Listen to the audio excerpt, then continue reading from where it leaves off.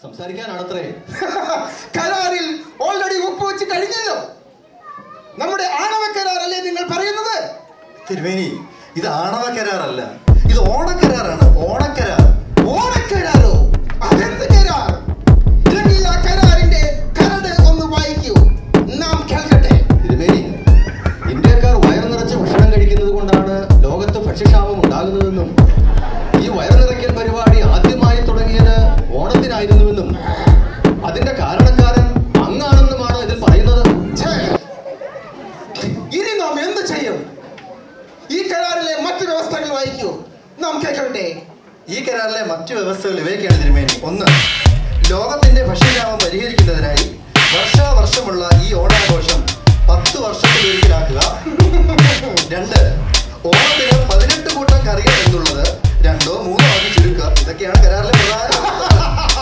അസംബന്ധം പുറപ്പാതിരിക്കൂ. കാലങ്ങളായി നാം ആചരിക്കുന്ന ആചാരങ്ങൾ അവസാനിപ്പിക്കാൻ നാം ആരെയും അനുവദിക്കുകയില്ല. നാം അതിന് സമ്മതിക്കുകയില്ല. തിരുമേനി, അങ്ങ് വെറുതെ ബീപ്പി കൂട്ടിയിട്ട് യാതൊരു കാര്യവുമില്ല. ഇത് പഴയ കാലമൊന്നുമല്ല. സ്വന്തമായി അങ്ങേക്കൊരു തീരുമാനമെടുക്കാൻ നാട്ടിൽ എന്ത് കാര്യങ്ങൾ കൊണ്ടുവന്നാലും 2 വിഭാഗം ഉണ്ടാകും. അതിലൊരു വിഭാഗം എതിർക്കുക തന്നെ ചെയ്യും. ഇനി നാം എന്ത് ചെയ്യും? ജനങ്ങൾ തീരുമാനിക്കട്ടെ തിരുമേനി. ഭൂരിപക്ഷ അഭിപ്രായം അനുസരിച്ച് നമുക്ക് എന്താണെന്ന് വെച്ചാൽ അതുപോലെ ചെയ്യാം. അതൊരു ശരിയാണ്. എങ്കിൽ ഈ ഓണക്കരാർ വേണമോ വേണ്ടയോ എന്ന് നമ്മുടെ പ്രജകൾ തന്നെ തീരുമാനിക്കട്ടെ. ഉടൻ വിളംബരം പുറപ്പെടുവിക്കൂ. നമ്മുടെ പ്രജകളോട് അടിച്ച് വോട്ട് ചെയ്യാൻ പറയൂ. അതൊക്കെ ബുദ്ധിമുട്ടാണ് തിരുമേനി. നമുക്ക് തൽക്കാലം SMS വോട്ട് ചെയ്യിക്കാം. എളുപ്പം കാര്യം നടക്കും. ഓഹോ, അങ്ങനെയെങ്കിൽ അങ്ങനെ. അപ്പോൾ ഈ ഓണക്കരാർ വേണ്ട എന്നുള്ളവർ നമുക്ക് അനുകൂലമായി SMS വോട്ട് ചെയ്യുക.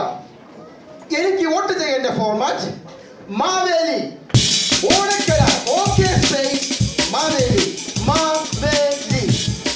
എനിക്ക് ഈ വോട്ട് അനൗട്ട് പോകണമെങ്കിൽ നിങ്ങളുടെ വോട്ട് കൂടിയേ കഴിയൂ. Please vote for me. Please vote for me. Please please please. അങ്ങനെ നമ്മുടെ മാവേലി ഒരു തെറ്റിയായി. അല്ല, നമ്മൾ തെണ്ടിയാക്കി.